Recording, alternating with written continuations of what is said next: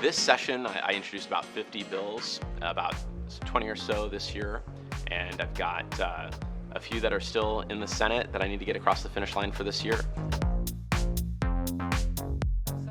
So during the COVID era, as I like to call it, we switched to a lot of virtual town halls, and we focused on returning children to school, mental health, making sure people had food security, and we did it, and we realized that having these virtual town halls, utilizing Zoom, was a really effective way to engage community members, where we had greater participation than we had in our older traditional town halls, where we asked people to meet together at a community center, a library.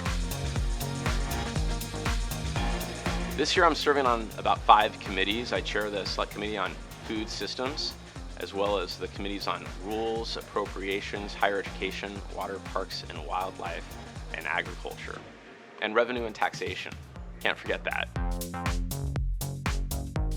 So prior to COVID, we dealt with under 1,000 cases from 2012 to 2020, but since 2020, we've served about 5,000 cases. So it exploded in the number of people that we were able to help. The need, of course, was very great.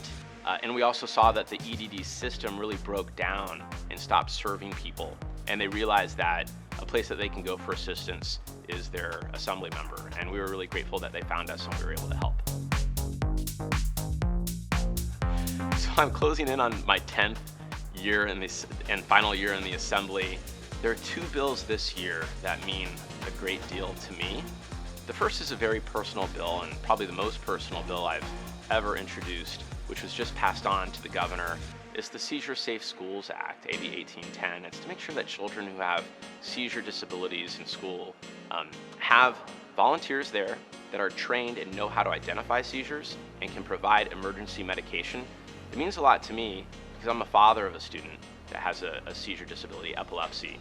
The second bill this year, which is on the floor of the Senate, and I'm very hopeful that we're able to get this off, is a tax on guns and ammunition. It would create about $100 million of revenue to fund important violence prevention programs that are proven to reduce gun violence in our communities in California. I'm hopeful that we're able to get 2/3 passage in the Senate and then in the Assembly when it comes back, and that will be another extraordinarily meaningful bill, hopefully to save lives throughout California.